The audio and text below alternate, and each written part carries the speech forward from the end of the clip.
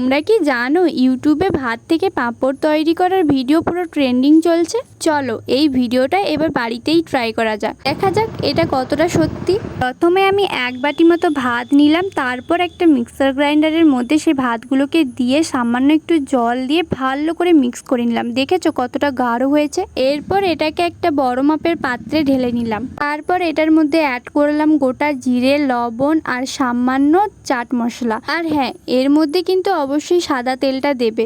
চলো এবার এটাকে লুচির আকারে শেপ দিয়ে ছাদে শুকোতে দেয়া যাক। আর এখন যা গরম পড়েছে, মাত্র কয়েক ঘন্টার মধ্যেই এটা শুকিয়ে যাবে। এই দেখো রোদে শুকোতে দিয়েছে আর এগুলো পুরো ফেটে গেছে।